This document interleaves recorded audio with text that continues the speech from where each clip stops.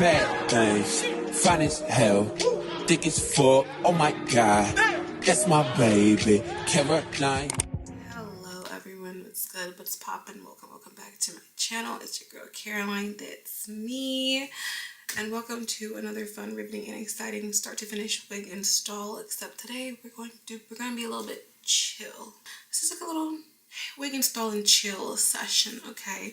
I've got myself some refreshments for this. Made myself some taquitos to smack and munch on, because what is a chill session without a little snack? A little chicken taquitos, a little rosé, it's just gonna be chill vibes over here. This hairstyle I've been seeing all over my Pinterest. It's like a curtain bang with a highlighted wig I've been seeing on my Pinterest and my Instagram that I saved. I want to recreate the perfect wig to do that with. I was sent this wig from Kisslove hair. This is a 360 wig, so it has lace in the back and the front, but we're not going to be utilizing the lace in the back. But it is one of those like invisible drawstring wigs where like you can do like an invisible, like you can basically like wear your wig in a ponytail without having to glue it down. I do have a lot of like other installs showing how I use these. You want to see that, but we're just going to be mainly wearing it as a regular wig today. And this wig does come, it's supposed to come, it comes, I would say it's like slightly pre-bleached and slightly pre-plucked, and it comes with the pre-cut lace. And since with this being a chill type of video, I'll talk if I need to talk, probably do voiceover. I don't know what I plan on doing. I just know I'm not much in a chatty mood. And also I want to like watch some Abbott Elementary while I do this. For the longest, I was not a big Abbott Elementary fan. I don't know, I've been watching Abbott Elementary like on and off, and I was like, it's okay. But then I started watching season 3 on the plane, and season 3, it was so funny. Like I was literally chuckling on the flight, and I couldn't wait to get back, because I just got back from a flight yesterday. I couldn't wait to get back home to finish watching what I was watching on the plane. So like I just want to like watch some Abbott Elementary, drink my wine, eat my taquitos, and create a cute little look for the night, and then, you know, take it off and go to bed. So yeah, that said, sit back, relax, and let's get right into today's video. First thing I always do with a fresh, clean lace is tint the lace so it matches our skin tone exactly. I'm using my e.l.f. Camo Concealer in the shade Deep Cinnamon. That's like my perfect current forehead shade, because, you know, the forehead is always tanning, getting darker, getting lighter, but right now that's my shade. I went ahead and just put the wig on and make sure like it fit all around. I did have a bit of a hard time with the lace, I'm not gonna lie, because it's a pre-cut lace in a 360. I feel like these type of wigs, my head shape, it needs, especially for frontals, I don't need pre-cut lace. I like to cut the lace myself because the pre-cut lace never fits my exact shape. So I always have to go in a little bit and do some tweaking.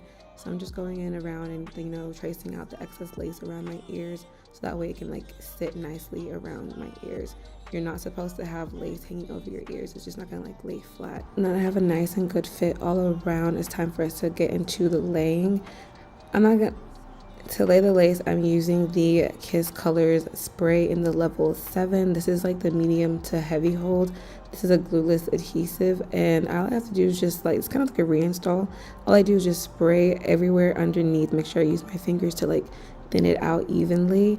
And I had to really try my best to get this lace to lay well, because like I said, the fit is not really natural to my head shape. So you might see a little lifting here and there, but thank goodness we're doing like a bang look, so you can't really see the lace. I feel like this hairstyle also works great for a close, because the sides don't need to be shown. But I'm just going in again and cutting off that excess lace that was still sitting on top of my ear. If you find yourself with like difficult to lay sides, like sideburns are always a little bit hard, what I do is I always like to pull out some like hairs right here. It's like a little anchor. And I also, as well as I spray underneath the lace, I do a top spray on top, so like a double layer situation, and really make sure I'm pressing right on that edge of the lace where it needs to be melted. And then I start pulling taut on the lace as well, and then I go in my blow dryer and that rat tail comb combination to help just press and lock that in. Eventually it will start to stick. Just have some patience. If it's not sticking, maybe you just don't have any like adhesive in the air that it's lifting.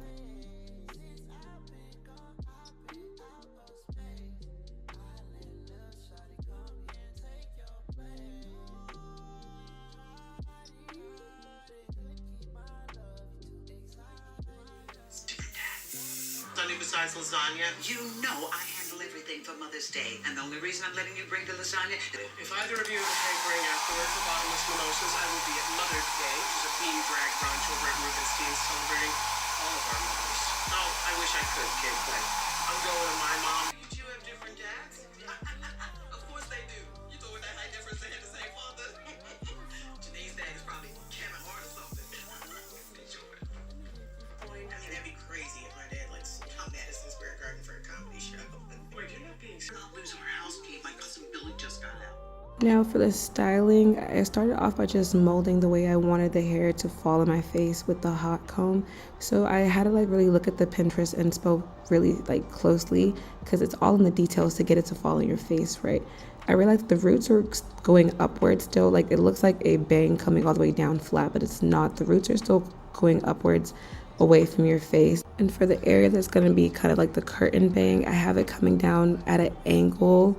So it's not coming straight down towards my face. It's a little a slanted angle that's coming down on the side. I'm making sure I'm making everything on the top really nice and flat. Cause I don't know if you've seen the inspo picture, but her part is very visible. So I want everything really flat on the top, but still keeping in mind that the roots in the front is pushing upwards.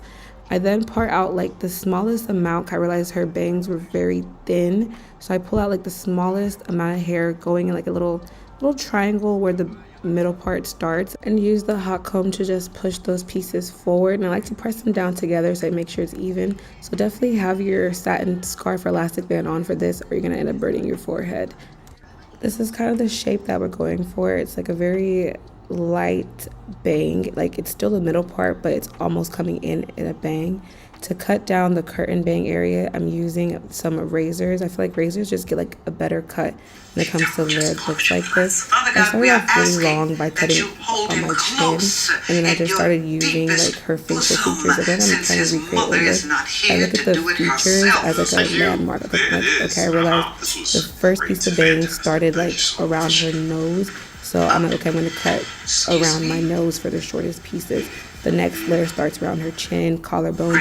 That's kind of how I how visually recreate a look back on my face. Just use their face and where the hair lands on their face as a reference point. That makes sense. Now I'm just going in and just trying to slowly cut to the length I want it to be. I always say cut your way to your desired length. Start slow and keep cutting, because if you cut too much in the beginning, you can't take it back. And I take a lot of breaks to just stop and push the hair in my face to imagine how it's going to look once it's curled, to see if I'm getting the shape that I want it to be. And then now I'm just starting to create the rest of the layers that goes into the hair, because the inspo did have a few light layers around the jaw area. So I'm just cutting in diagonally, going backwards into the hair to cut a little light layer. I still didn't want to cut too much.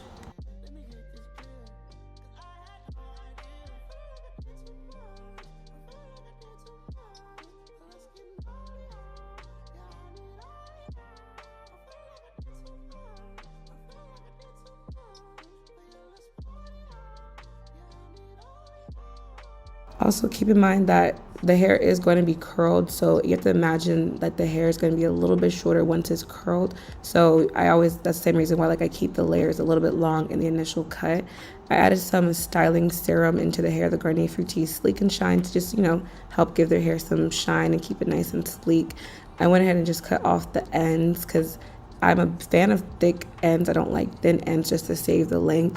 So I just cut about I would say 3 inches off to make everything nice and even at the bottom. This isn't as sad as I thought. Adding the curls. The curls in here are very simple. It's a big barrel curl with everything going to the back. I'm using my Hot Tools curling iron in a 1.5 inch. It's a really nice big curling iron. It's my everyday one. I can fit so much hair in it, and it just gets the job done. I do have all my curls going away from my face. So for the right side, I have the handle with barrel underneath, and I'm still twisting everything going away from my face. If you don't know how to use a curling iron, or know how to curl your hair in general, I do have a very detailed curling tutorial on how to get these type of classic going away from your face curls. I will link that on top right here, or also put it in the description box below. You want to check that out. But that's just kind of it when it comes to the curls. Very simple and straightforward.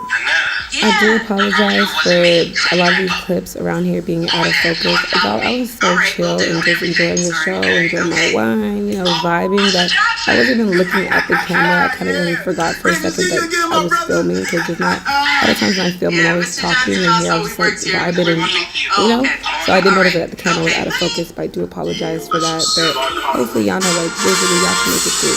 But like I said, for this curling tutorial, I want like a very like in-depth, walk you through, hold your hand type of tutorial. I do have that I recently posted, and it's up above this video right here to click on, or down in the description box to check out.